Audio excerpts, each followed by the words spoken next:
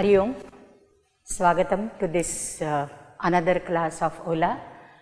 Since I am talking about the Devi, multifaceted goddesses, this is an extension of our last Thursday's lecture in view of International Women's Day. I will start with a prayer, okay, for Devi. Vidya samasta tava devi bhaga striyas samasta sakala jagatsu tvayaikaya puritamambayaitat kate stutistavya paraparoktihi. The verse simply means that all the branches of learning, vidyaha, O goddess, O Devi, they are just your forms. Similarly, all the women on this globe, on the surface of this earth, are nothing but your own ansha, your own bhaga. And how will I praise you, O goddess? I don't know, because words fail me in describing you. So that is in short the meaning of this verse. Okay? With this little prayer, let us start with the multifaceted goddesses. Concept of Devi. Basically, the concept of Devi, she is a Devi now. You can identify her. Ganesha is there, and in her lap there is another child. It is Kartikeya. So, this is Devi. Devi is a shining one. The verb is Diva, Diva Prakashe. That is Divadigana, we call it, right? So, Diva Prakashe, a shining one. Deva also necessarily means that which is shining is a god, and that which is shining in feminine principle is Devi, a shining, the bright, the energy. Man by nature is a worshipper of whatever is good, whatever is bright, whatever is a power of energy, whatever is, the branch of power or energy that he worships by nature. And whenever he finds a special manifestation of power, he just pays homage to it. Power may manifest in diverse forms. The power or Shakti, we call it as Shakti. Shaka, Shaknotehe, to be able to do something. That is the meaning of Shaka. Okay? So, power may manifest in diverse forms. Some are like striking terror and awe, while some are very benign and they generate admiration and reverence for the Shakti. Some are like, fearful, ferocious forms of goddesses. They inspire or they instigate fear and terror in our mind. Some forms are attractive, whereas some are repulsive. And these could be animistic, human, demonic or divine, and these give rise to different ways of worship, different forms of worship. So that becomes the different facets, dimensions of the Shakti form, which we call as multifaceted goddesses. Okay? Goddess principle is basically twofold, as I was telling you just now. It is benign or it could be malign. It could be very attractive, it could be very repulsive, it could be useful to you, it could be destructive as well. Constructive and destructive, benign and malign, these are the two aspects. Worship of trees and tree spirits in India is very old. I am starting from the Vedic times. If you remember right, that in the Vedas we worship all the natural phenomena, right? Like we worship water, we worship the Tejas Tattva, Agni in various forms. We had one lecture on that. So all the natural phenomena, they are worshipped. The animistic conception is seen, portrayed in several seals of Harappa and Mohenjo-daro. The available artifacts which we have as archaeological finds, the discoveries, all that we have right from the days of Harappa and Mohenjo-daro. Now this is a tree form. The tree you can identify, this is a banyan tree, the huge banyan tree, the vata. And similarly there is a peepal tree which we call Ashwatha. So these two trees are commonly worshipped throughout India, especially by the ladies who want progeny, who don't have any progeny, they circumambulate, they go around these trees, to beget progeny. So that is the thing. And in Gujarat especially, we have these two as Khodiyar Mata and Pimpalaj Mata. Khodiyar is Vatamata, okay, and Pimpalaj is Peepal Mata. So these are worshipped as the goddesses. So this is one tree worship form which we can find in Adivasis, in the tribal communities, prevalent even today, right? In your Pradesh also, in Kerala, in Maharashtra, till I think Nagaland and Himachal, everywhere, this tree worship is very, very prevalent. So this is like a natural phenomena. Sometimes the spirits of the trees are personified and then we call them Vanadevata, the sylvan deities. And in Shakuntala of Kalidasa, we have a reference that when Shakuntala was to be sent to her husband's home, to Dushyanta's home, these Batus, they prayed to these sylvan deities, the Vanadevatas, and some Vanadevata gave a silk garment, some gave some ornaments, and that's how they decked Shakuntala and then sent her to Patigruha. So that is how sometimes they are like personified as a human being. Then we come to the next feature, which is Vedic literature. I took Mohenjo-daro and Harappa just because we have those finds with us. But as a literary evidence, we can go back, as is our habit, to the Rigveda as usual. And in Rigveda, what sort of feminine deities we had? Let us see just a review of that. First is Ushas. Ushas is the early dawn, early morning or dawn. She comes in a chariot which is driven either by the cows, here these are the cows, sometimes they are the red horses. She is called Gomati. Go means a cow, go also means the rays of the sun, because it's only when the Usha comes on the horizon that the rays of the sun start piercing, penetrating the darkness, they dispel the darkness, and then there is daybreak. So Vasadiptau is the verb, the etymology of Ushas is Vasa. Vasa is to shine. Vasa is to shine. So Vasadiptau, and this Usha is, like the fourth or fifth most or often praised and eulogized deity of the Rigveda. We have first like Indra, then Agni, then Vayu, then Ashwini Kumar, and then comes perhaps Usha. So there are so many beautiful hymns for Ushas. She is described as the ancient most. Since there is a man, why man? Since there is this earth, since there is the sun and the moon, the daybreak has to be there. So she is very old, but at the same time, every daybreak, every Usha is new to us. So she is Purani and yet Yuvatihi. She never gets old. She never gets old. Agni is also said to be like, he is very ancient, Purana, but Nutana. Similarly, Usha is Purani, very old, Sanatana. But that doesn't mean she is very old lady. She is ever youthful, ever young. So she is the divine damsel from heaven. That's how we describe her. Exalted for her charity and bountifulness. For example, she is called Revati. Ra Sampradane. Ra is to give. So Revati, who is a giver in bounties, in abundance. She is a giver. She is Vishwavara. She is chosen, picked by all the people on the earth. She is like Arushi, she is reddish in color. Then she is Gomati, there is Maghoni. Maghona or Maghavan is an epithet of Indra because he is also a giver. He showers rains and she showers light rays, okay, rays. So Rutavari, she keeps to her words. Rita is the cosmic order once we saw.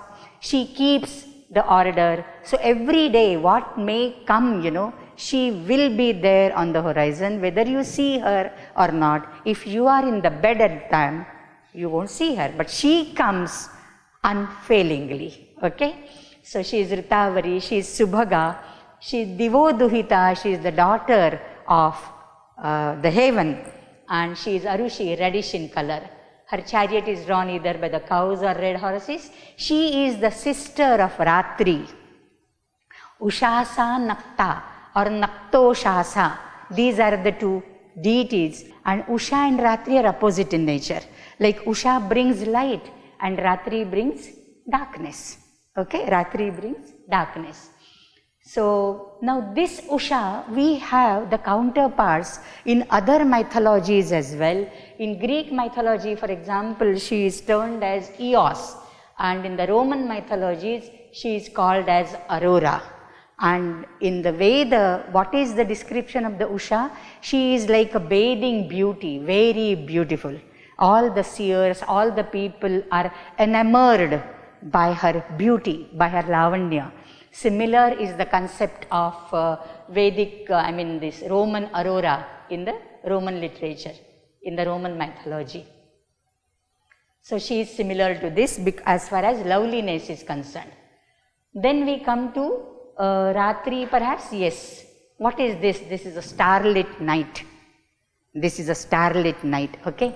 So Ratri, the concept of Ratri in Rigveda is not a dark, very dark night where we don't see anything, indistinguishable darkness. That's not the concept. It is the concept of a starlit night. And this Ratri is derived from the root Ra. Ra is to give. Just now I was telling you, Revati, Ra Sampradane. What does the Ratri give us?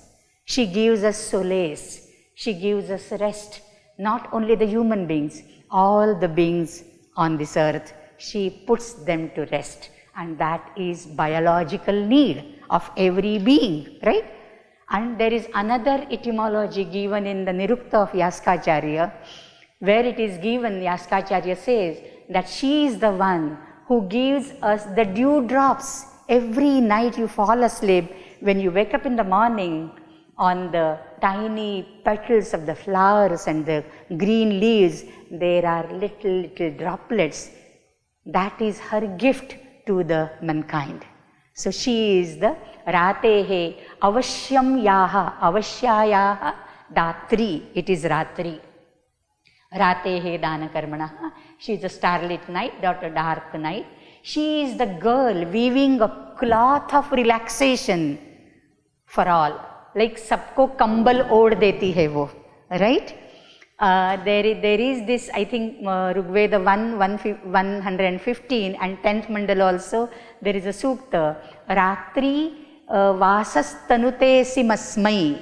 She weaves a cloth, a black cloth, so for the human being, so that he can put himself on the bed and take rest. Whole day he has been toiling and working hard. Night time he needs some rest. So she is a weaver girl. And when the sun shines, when Usha comes, her sister comes. Usha is her younger sister. So when Usha comes, she hurriedly winds up, all the cloth which she has been weaving, and she, ऐसा फैला के बैठी है कपड़ा उसका, रात का कपड़ा है, right? And she has been weaving stars and starlets on it, okay? When there is the first ray of the sun, she withdraws all that and goes hurriedly. So that is the description of Ratri. Such a beautiful, picturesque description. And both are like very charming ladies, Usha and Ratri. Then there is another goddess which is called Aranyani. That's a forest deity. Forest is like, very fearful. People will run away from the forest. But the Vedic Rishi, he asked Aranyani, 10:146 is the hymn, 10th mandala, 146. He asks her, are you not afraid? You are wandering in this wild forest all alone.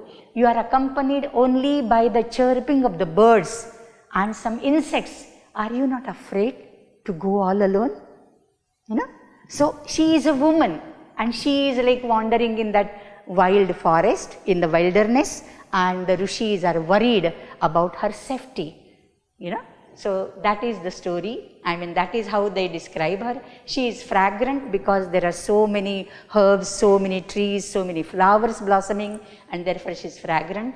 She is the mother of all the wild animals who have their resort in the forest.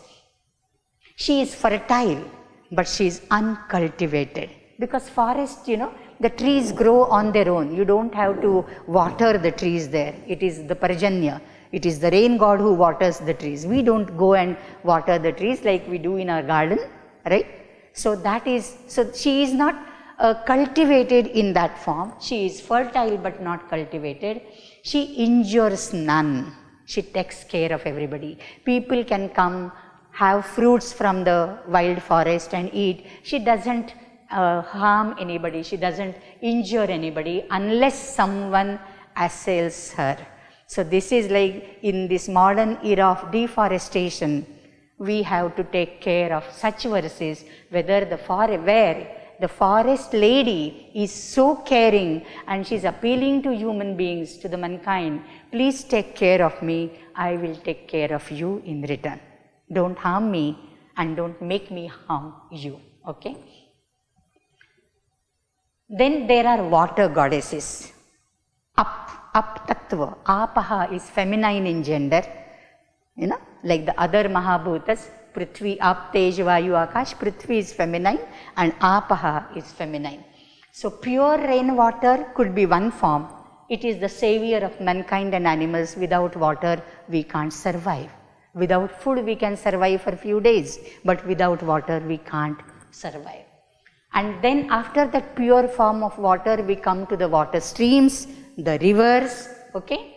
Now one such river is Saraswati. I was telling you, I think last time, sometime in my lecture, that in the Rig Veda, we don't have Ganga and Yamuna as very glorified rivers. Ganga and Yamuna come only once in the Nadi Sukta, 10th Mandala, 75th hymn, but it is the Saraswati, the mighty, flowing with the torrential stream of water, multitude, so much of water contained is there. Prano Devi Saraswati, Vajebhir Vajinivati, like that. And she is glorified as Ambitame, Naditame and Devitame. Amba is mother. She is the best, the mother. She is best amongst the mothers. She is best amongst the rivers. And she is best amongst the goddesses. So it is Saraswati who is glorified. Interestingly, in the Zend Avesta, I am comparing with Avesta in every lecture perhaps. So in Zend Avesta, we have Saraswati and she is called Anahata. No, there is some other name for her, but Haravaiti, that is Saraswati, Haravaiti. And she is also a goddess who gives progeny to the people. Those who want progeny, they worship Haravaiti, that is Saraswati. She is associated with nourishment. Payas has two meanings in Sanskrit. One is water and the other is milk. So she as if nourishes and nurtures the people staying on her bank. The people staying on her bank are called Saraswata. Saraswata becomes a community in India, right? Saraswata Brahmins and all that. Saraswata becomes a community. All the coastal India has the Saraswata communities, but basically they are the people staying on the banks of river Saraswati in the north, okay. So she is full with nourishment, Payaswati and fertility. She is life-saving and life-giving. That is her nature in the Vedas, which is carried forward in the Puranas, but in the Puranas we have more like eulogies and praises for Ganga, Yamuna and other rivers, and Saraswati becomes little bit subdued or mellowed down. Water in general is a fertile fluid and it is worshipped in a jar even today. So whatever may be the auspicious occasion in the house, we worship a jar filled with water. So water filled jar symbolizes not only fertility, it is the sacredness, it is the what you can say, the purificatory water, apo naha shoshushat. So that is how water is worshipped in the jar. Now this, if you can identify, she is a lady. This is a brass shilpa. There is a Makaravahana. Makaravahana has to be Ganga. If you know Makaravahana, Ganga, this is the Ganga river's shilpa. It's a bronze one. So this is like the apotheosis or the deification. First, the abstract principle of water, not really abstract, which is visible, the rainwater and the stream and the rivers, it is personified as a feminine person, as a female deity, and then it is deified. That is called apotheosis, apotheosized. So purity cleanses physical as well as the spiritual dirt. It is sanctity, holiness attached to it, and therefore there are many places which emerge on the banks of every river. We have the Tirtha Kshetras. They are called Tirthas. Basically, Tirtha is from the root through, to get across. Tirtha is something like a ghat, from where you can enter the river and have a bath in the river. That is called Tirtha. And the one word in Jain Agamas and Jain religion is Tirthankara. Mahavira was Mahavira like 24th Tirthankara of the Jainas. So Tirthankaroti iti Tirthankaraha. One who gets you across is a Tirthankara. Bhavasagar par karata hai. Right? He takes you across this mundane world. So many holy places, they came up on the banks of the rivers. Now this water being a creative fluid, I was telling in the last slide, we have the best example in the Nasadiya Sukta of the Rigveda. Nasadasin no sadasit tadanim. And then what was there? Tama asit tamasa guldhamagre. And then there was apraketam salilam. The first thing what was there is apraketa salila, indistinguishable waters. And in that salila, tamasa avrita was sat, that is abhu, bhavanashila principle, from which the whole cosmos got produced, got created. So in the creation hymn also, water plays a very, very important role. Then this is called Udavajra, efficacy of water. Even when we do some, like Ganesha Pujan or Udaka Shanti in our homes, for some, in the event of some Upanayanam or wedding or some other thing or puja, we have Udaka Shanti. And after that Udaka Shanti, what does the priest do? He takes a handful of water and sprinkles it on everybody.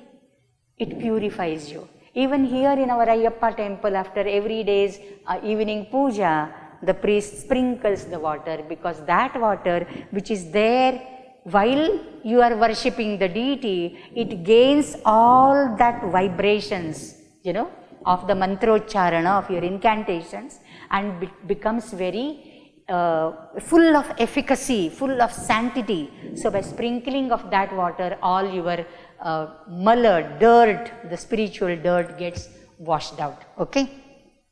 So Udavajra, it is called magical missile, as if, and therefore whenever in the Puranas we have so many stories, somebody wants to curse, he takes water in his hand and then, right? So that becomes a curse. And then there is the story of Kalmashapada. He wanted to curse the Rishi Vasishtha, and then his wife held his hand, and then he poured that water on his feet, and his feet got burnt. Kalmashapada. You know the story of Kalmashapada? Okay, that's there in Ramayana as well. So water is very, very effective. It can work as a missile. For cursing also somebody, we use water. So concept of Tirtha and Tirthankara I already talked. Then rivers could be in the form of maidens. Narmada, for example, is unmarried. She is a girl. She is Shiva's daughter, but she is unmarried. All other rivers, whom they are married to? They are married to ocean. Makaralaya. Makaralaya Sagara. They could be maidens, they could be wives, they could be mermaids. For Ganga, she is the wife of Shiva. She is the co-wife of Parvati. Is it not? We had this verse in the Subhashitas, right? So she is a wife. Some could be mermaids. In the Western mythology especially, we have the mermaids coming out from the river, half human and half fish. Okay, they are called mermaids, they are dancers, they are mothers, they are goddesses. So this is how we have the river goddesses as such. But then if we consider them as goddesses, there have to be some do's and don'ts. Every god, he or she will not entertain, will not welcome some things which are prohibited. So there are to be some taboos, some restrictions and taboos. So shrines on these river banks are there. No excretion, mutra purishadi na kuryat. Nadishu mutra purishadi na kuryat. No urination, no excretion in the water of the river. No nude baths in the rivers. And therefore river bath is always sachaila. Chaila is a vastra. So sachaila snana. Never nude baths in the river. That will be as good as disregarding the guardian deity of the river, and therefore there are no nude baths. In fact, in the Bhagavata Purana, we have the story of the Chira Harana of the gopis, right? Now that has so many different meanings. One of the meaning is the gopis were taking bath and removing their clothes, and that was disrespect towards the river. And to teach them a lesson, Krishna purposefully, stole their clothes and hid on the tree here, hid the clothes on the trees. These are the gopis. And then he asked them to worship Shakambhari. So this is the Shakambhari river.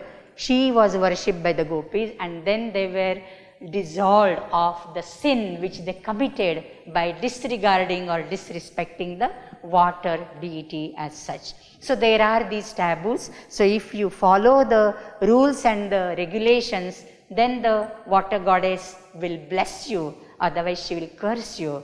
And what evil she can do, see, this is the fierce form of a goddess, a river goddess. That was like a benign form, Shakambhari and others, Saraswati and Ganga, but this could be the fierce form.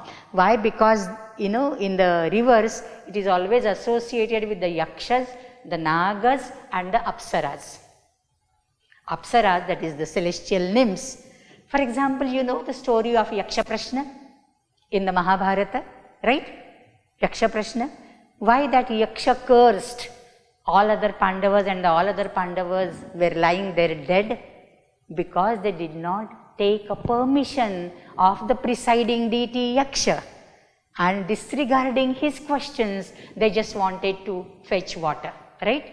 So you can't disregard any water deity, because Yakshas are always there. Yakshas, Nagas and Apsaras, they are there. In fact, in Maharashtra we call it like Sati Asra. In Goa and other places we worship them, Sati Asra. Asra is Apsara, and Apsara is basically from Up and Saras. Apsu saranti etaha iti apsarasaha. They wander in the waters, they live in the waters, therefore they are called Apsaras. Okay. Then they are protected by Masoba, Vetal, Jhotin, etc. These are the like Grama Devatas or the Kshudra Devatas which haunt the reservoirs and the rivers, the places where water is stored. Then we have something like in Maharashtra also and many other places. When I went to north, I saw this in across Ganga and Yamuna as well. We do Oti Bharane, that's a typical Maharashtrian word. I mean, this Oti comprises of green bangles, coconut, a piece of cloth, rice grains and betel nut and all. And when you go to the north, वहाँ साड़ी पहनाते हैं यमुना जी को या गंगा जी को. How can they have a sari for river like Ganga and Yamuna? In a boat they travel from this shore to that shore. I have seen it in Rishikesh. And they, फैलाते जाते हैं साड़ी को, वस्त्र, from this coast to that coast. And they will go in the boat, and that is like sari pehnana Maiya ji ko. So that concept is there because we regard them as a deity. We want to offer them our respect by giving them cloths, And then before building any new canal or a dam or irrigation plant, rivers are pacified. Even when there are floods, the river is pacified. The town where I belong to, Mahuli Kurs, on the confluence of Krishna and Koina, there is a temple of Krishnai, Krishna Mata. And then we have to go there and pacify her, you know, especially during the floods and all, we have to pacify her with oti. And even those who do the Narmada Parikrama, I have heard that they also do this for the Kumarikas because she is unmarried. Narmada is unmarried and therefore they do it for the Kumarikas. What is this picture? Who is this one? Ganesha. Here is a little mouse, okay. This is Kartikeya, here is a peacock. And this one is, has to be Parvati, okay. Who is this one? She is Lakshmi because there is an owl here, owl. And this is Saraswati, there is a house. So this is the trinity of the goddesses in the post-Vedic literature. Till water we saw all these Vedic deities. Of course there are many more, like Vak is there, Aditi is there. Aditi, though that is to fetter, to bind. Aditi, one who can't be bound by anything, like Amariyad, you know, that is Aditi, though Avakhandane. So that which is not regulated, not limited, limitless, very vast earth, that is called Aditi, Prithvi, okay. There are many other deities. Of course, I can't cover all the deities in one single lecture. So let us turn to the Puranic trinity, this triad. These are the consorts of Brahma, Vishnu, Mahesha. In the Puranas, basically we have Brahma, Vishnu, Mahesha, and therefore their counterparts, their spouses are the deities. So this is Saraswati with Brahma, Brahmani or Saraswati. It's a creative aspect, literature and art. We saw it last time. Then for Vishnu, it is Vaishnavi Shakti, which is called Lakshmi. She is the goddess of wealth, beauty, and she is the sustainer because Vishnu is the sustainer. And then Shiva Shakti, and this form of energy or power is seen in various images. I haven't named her Parvati because there is Parvati, there is Durga, there is Kali. Okay, so we will see the various forms of Shakti, who is Shiva's Shakti. And Shiva and Shakti, Shiva can't stay without Shakti. Without Shakti, Shaktya Yutaha Shivaha and Shaktya Viyuktaha Shavaiva. He is as good as a Shava, a dead body, dead corpse. That is how I think Saundarya Lahari, it starts with something like this. So three forms of Shakti we have come to. Benign, now Shakti, I am talking about Parvati now. Lakshmi and Saraswati will see eventually, but Shakti, since she has multiple forms, let us see the three forms of Shakti, okay. And we will try to connect from one to the second and the second to the third. So this is like a progression, you know. In these three forms of Shakti, you see some sort of progression there. So benign, kind, compassionate, homely, motherly, etc. that is one aspect. That is Parvati, that is Annapurna. We will see the pictures. She is a spouse basically and a mother of two kids. So she is a very homely, coy, shy, a housemaker, a mother and a wife. Okay, that sort of Parvati. Then there is independent and firm and multitasking form of Shakti. She is Durga. She is Durga. She is multitasker. And therefore she has got multiple hands. Okay. She could be related to a working woman. Working woman of today is like a Durga. She is unassailable. Okay. She is not easily accessible. And she does so many things at the same time. Do you agree with me? Yes. So she could be related to a working woman. And then there is a third form of this Shakti, which is free, defiant, very, very aggressive, at times very fierce and fearful. She is the independent feminist. She is Kali. She is Kali. She is very, very independent. Okay. So let us see these three forms, how they are reflected. For example, Parvati. She is like Annapurna, okay, with a ladle and a vessel in her hand. We have Annapurna in every Annakshetra in Chinmaya. So Annapurna, She is the Mata Annapurneshwari, Kashi Puradhishwari, Mata Annapurneshwari. So Uma, or the consort of Shiva, she is also called Amba, Jagadamba, Jagadjanani, Ammal, you know. She has two hands. She doesn't have multiple hands. She is like you and me, having two hands. She cooks in the kitchen every day. She cooks in the kitchen. In fact, there is a beautiful verse in Sanskrit. It says, Swayam Panchamukhaha. Shiva himself has 5 heads. Okay? Putrau Gajanana Shadanana. He's got 2 sons. One is Gajanana. How much food he will require? Elephant-like head. And the other son has 6 heads. So you multiply what you eat with one mouth, it will be 6-fold. So how will he live? Annapurna nachet grihe. If Annapurna were not to be there, cooking for the entire family, how would Shiva survive? Because he himself is a Kapalin. He goes for Bhiksha. He doesn't earn anything.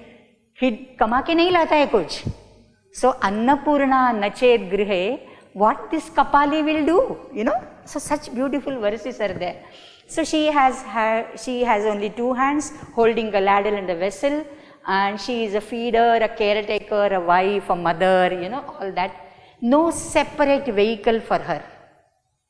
No separate shrine for her. She sits with Shiva on his Nandi. She doesn't have her own car. She shares the car, the Nandi car, with her husband. Whenever Shiva goes out, she sits at his back, you know, like a pillion rider, and goes with him behind Shiva. There is no separate temple for her. In the Shivalaya, we have Parvati, you know, in a small shrine like, but there is no separate shrine for her. She is Gauri, Shakambhari, Girija, Sati, Bhavani, Maheshwari, Dakshayani, Aparna, Sarvamangala, and all these forms. She is basically known for the conjugal love, the family life, you know, like a wife, a mother. So symbolizes fertility, motherly attitude, and symbolizes marital felicity, the utmost joy in the marital life, the conjugal life. Devotion to spouse, she is very Ekanishtha, Pativrata like, and source of all powers of Shiva. She is the milder form of femininity. Kali is the fierce form, Durga comes somewhere in the middle. She is independent, but not as fierce as Kali, okay?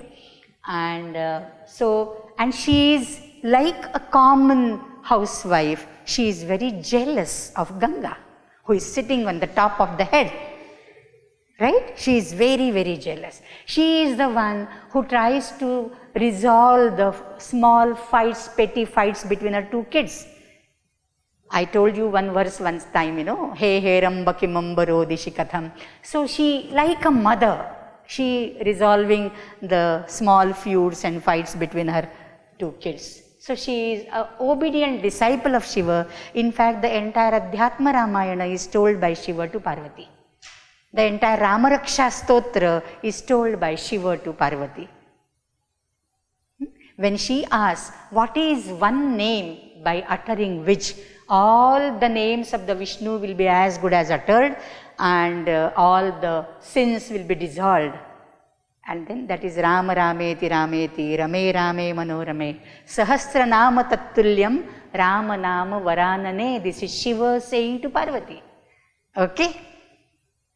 So she is that type of lady, a homely lady. Now this lady is familiar and similar to a Greek goddess called Hera. There is a similarity. Hera could be a counterpart of Uma Parvati. She is the sister plus wife of Zeus, the father of all the gods, and she is like the mother of all the gods. And see, they are also enjoying with their family. And motherly figure of Olympian gods, goddess of marriage and birth. So here you see Shiva and Parvati sitting with their 2 kids. It's a perfect family portrait, is it not? So majestic matron, jealous wife, similar to Parvati. Hera is also very, very similar, and she is identified with the Roman Juno. Now this you can identify easily. She is Durga. She is Durga. Now Durga image, so Durga, the inaccessible, dukkhena gantum shakya iti Durga. Durga is called a fort. Why? It's not very easy to go to a fort. You have to cross so many mountains, through the wilderness, through the thicket of woods you have to go. It's not, there are no like royal roads to reach a fort. So Durga is that where you can go with great difficulty. Durga, feminine, the deity who is not easily accessible, not as accessible as Parvati. She is Durga, Duga, okay? And she rides a tiger or a lion. She has her own vehicle, her own car, a majestic car. Then has multiple hands to do so many things, holds various weapons. This Parvati, poor lady, she is holding a ladle and a vessel in her hand to serve in the kitchen, to serve you all and feed you all. And she is holding so many weapons given to her by various gods. She is very heroic in nature. Another thing is she dominates in the male dominated area. She proves her caliber. What the gods could not achieve, she could achieve by killing Mahishasura. The gods could not do it, but she could do it, right? So she always works in the male dominated field. Battlegrounds proves to be superior to the male gods, and there are separate shrines for her. There is no Shiva. There is only Durga. There are only Durga temples. So many of them, Durga temples, okay? She is the Mahishasura Madhini, Ayigiri Nandini, okay? So Mahishasura Mardhini, then Dashabhuja, Simhavahini, and all these are her epithets. She is difficult to approach because looking at that lion and the tiger, who will go near her? Are we not afraid of our own lives? So nobody would go. She is a cosmic queen. She creates, maintains and destroys. She has all the roles which the gods would independently do. She is an independent deity in herself. She is identified with Prakriti, Maya or Shakti, who is the creator on the cosmic level. On the cosmic level, she is Prakriti, Trigunatmika Prakriti. On the philosophical level, on the Advaita platform, she is Maya. Okay? So, the independent creative energy. A battle queen empowered by various gods. She proves superior to male gods and shining attire, decked with jewels and all that. And she kills Mahishasura. He represents the beastly, the demonic instinct and ignorance incarnate. So she kills him, that means dispels, drives away the ignorance and makes you intelligent, makes you illuminated souls, okay? Turns you into illuminated souls. Now comes Kali, the third form of Shakti. We are seeing the third form of Shakti, then we'll see Lakshmi and Saraswati, and then our talk will get over, okay? So Kali image, she is Kali. Kali, she is dark, black in color. She is Kali, dark complexion, fierce looking, wearing Rundamala, and the skirt, which she wears is of the human hands. Human hands. That is the skirt which she wears. Skull garland, then hair left loose. Even now, when the girls are, hair let loose, I am not pinpointing anyone. My mother-in-law used to tell me, after head bath, our hair are let loose. First tie your hair. In good houses, चांगल्या घरातल्या बायका अशा फिरत नाहीत. Case सुट्टे सोडून नाही फिरत. So you should not let your hair loose. That's a bad sign. I mean, that is still there. This is customary in Indian houses. If you have your grannies, etc. in your home, they will be scolding you, right? So hair let loose, that is defying all type of modesty in a way. You are defiant people. You means those who let their hair loose. So it's defying the modesty in a way. Naked posture, skirt of human hands can't be covered by Maya. See how fierce she is.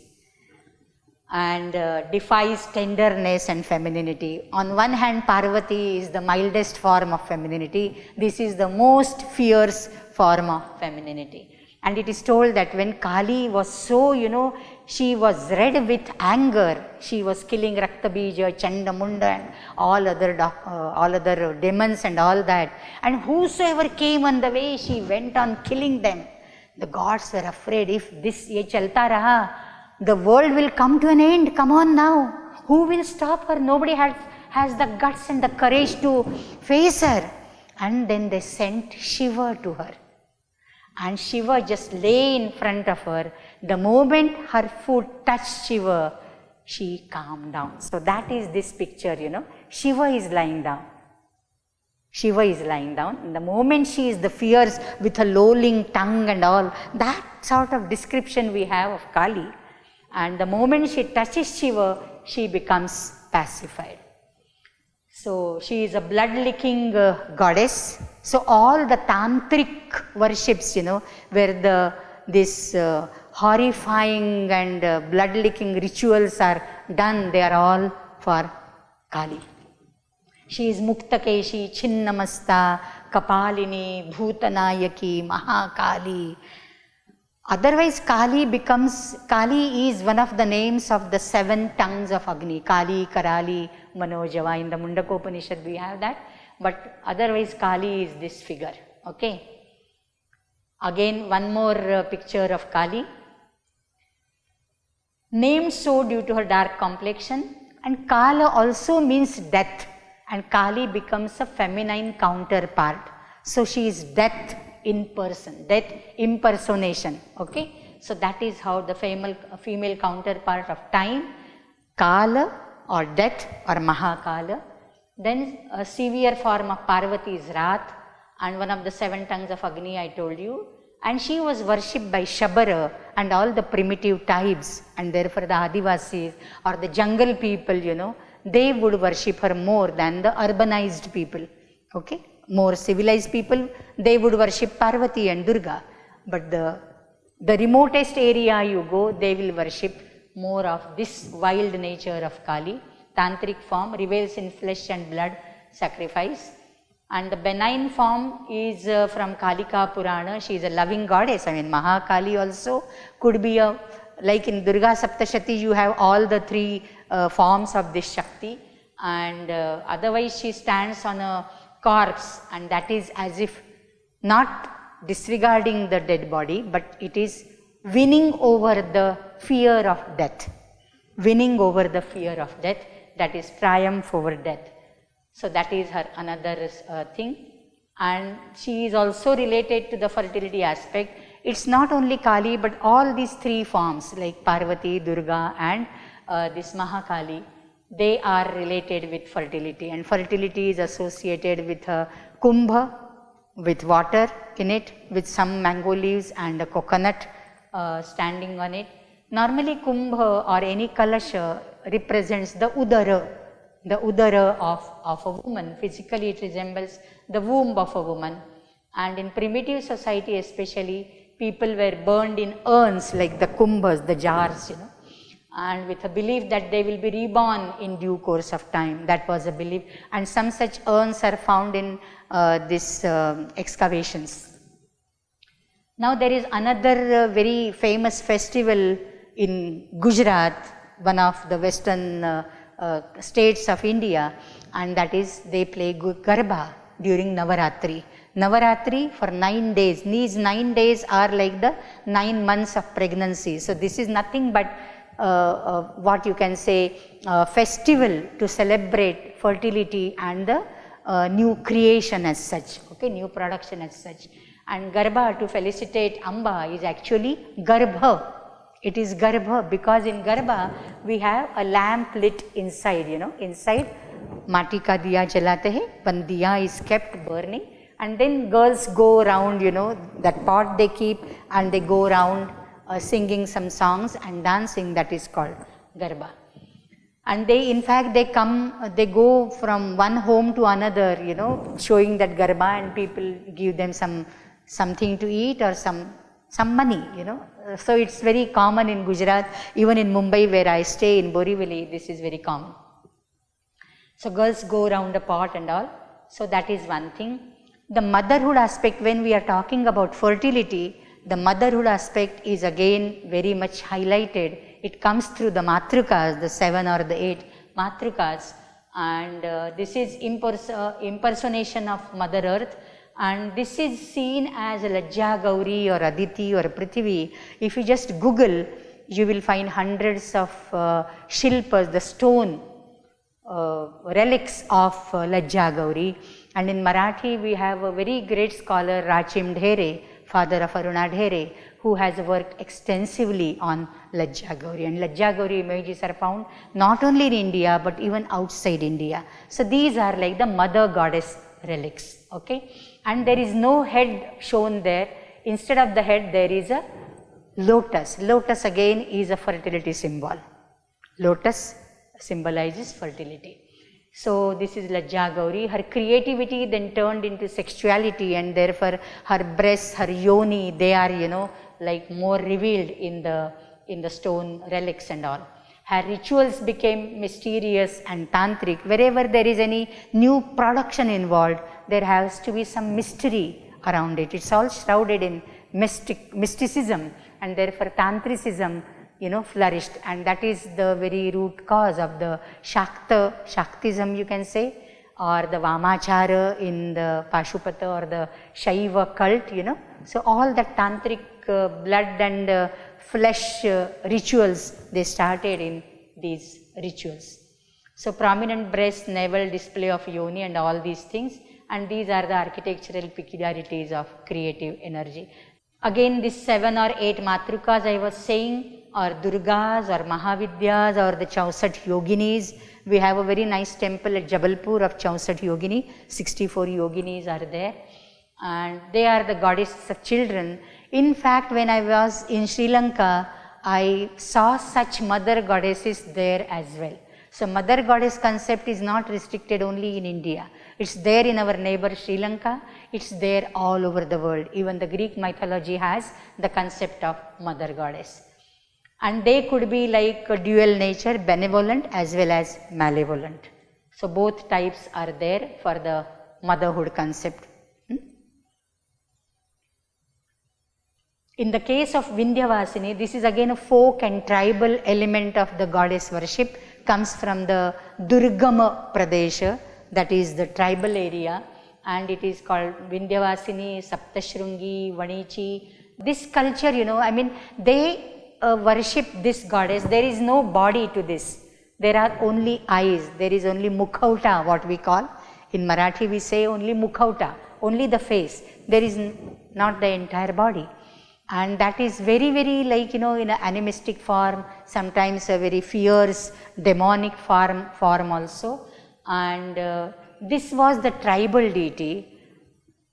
Gradually there is a process of acculturation and assimilation, the tribals mingling with the urban people, and therefore the Devi concept of the urbanized people or the Vedic concept of Devi got mixed with this, and therefore these forms also were glorified. And then we have their kavachas, you know, we have Kalika Kavacha and so many other things. So various tribal sects synthesized later on, and the Devi got elevated and got religious popularity. So this is acculturation in a way. This is the Greek goddess Aphrodite. Aphros is the foam of the ocean. Aphros, face, Fena. So this is Aphrodite, very beautiful. She is the counterpart of Mahalakshmi. Aphrodite is the counterpart of Mahalakshmi. She is the goddess of beauty, pleasure and sexuality. As we compared Hera with Parvati, now I am comparing Mahalakshmi and Saraswati also. If we can find the counterparts in other cultures and other civilizations, we will just see that. So goddess of beauty, pleasure and sexuality. She comes from the ocean like Lakshmi also. Kshirodhi Sambhava she is. Lakshmi comes as a Ratna, okay. Lakshmi Kaustubha Parijatakasura Dhanvantarish Chandramaha. 14 jewels came out when the gods and the demons churned the milky ocean. So she is also Kshirodha Sambhava. Aphrodite is also sea foam. She is also Kshirodha Sambhava. Her equivalent is Venus, which is the goddess in Roman culture. She is the goddess of beauty. So you call it Aphrodite or Venus, both are emerging out of water, especially out of ocean, sea, as our Lakshmi originates. Now this is the statue of Greek Athena. She is the counterpart of Saraswati, especially the Neela Saraswati, which comes in the Markandeya Purana. The last 3 days of Navaratri, they are in the praise of Neela Saraswati, and this Athena, she is the counterpart of Neela Saraswati. She is the Greek goddess of inspiration, wisdom, art, literature, justice also, and therefore she holds something like a danda in her hand, Athena, whereas our Saraswati will hold Veena and Pustaka, Veena Pustaka Dharini, because she is the goddess of wisdom, art and literature in our tradition. She is also the goddess of warfare and strategy, therefore she, Athena I mean, not the Saraswati, but some part is like Saraswati, and this is like Roman Minerva. So Greek goddess Athena is like Roman goddess Minerva and Indian goddess Saraswati. So Greek mythology has this triad of goddesses. In fact, why I am comparing the Greek goddesses every time when I am talking about the Indian goddesses is why do we celebrate International Women's Day? International Women's Day is not the need of Indian society to celebrate, it is needed for the Western world. Why? Because they have forgotten this triad. They have forgotten these Teen Devya, like the Hera, the Athena and the Aphrodite. They have forgotten. We are still worshipping the goddesses in one or the other form. We don't need to celebrate, whereas they need to celebrate because they were bound. I mean, they were sold like slaves. They were sold like slaves. In Indian continent, we never treated a woman as a slave, and she was not sold in the open markets as slave. And therefore they needed that, and therefore, that women's lib and the freedom, empowering the women, all that was the need in the 19th century for them. Okay, so that's why I have compared this, that they had this triad, but they forgot. But we are still worshipping our Saraswati, Lakshmi and Parvati. So the Indian goddesses, 5 demons. This is just a slide which gives in a symbolic manner what in Devi Saptashati we have. Like the Madhukaitabha are like the self-evolving tamasic trait. When she fights against Madhukaitabha, it is fighting against your own tamasic vritti. Mahishasura is a brute animal force. Everybody, as a human being, we have some animosity and animal-like, beastly like behavior. So you have to conquer that. That is Mahishasura Mathana. Dhumralochana is our ego and pride, that we have to conquer. Chandamunda is anger and arrogance. Then Raktabija is Vikshepa Shakti, or the karma phala, and Shumbha Nishumba is the intoxication, lust and jealousy, which we have to overcome in the form of this. And this, let me conclude now, the time is already up. So this is the conclusion. The Devi is the goddess as Shakti. So Devi is beyond Parvati, Lakshmi and Saraswati. She is Shakti as a whole. Okay, and that Shakti we divide into this trinity. Got it? So she is beyond the realm of being a consort to any god. Devi as such, she is very independent in nature. And as Mahakali, the strength, as Mahalakshmi, beauty, charm, wealth and richness, and as Maha Saraswati, mental activity leading to intellectual activity. So with this, I end this lecture, and we conclude with our usual Purnamadaha, right? Om Purnamadah Purnamidam Purnat Purnamudachyate Purnasya Purnamadaya Purnameva Vashishyate. Om Shanti Shanti Shanti. Harihi Om Shri Gurubhyo Namaha. Harihi Om. Dhanyavadaha.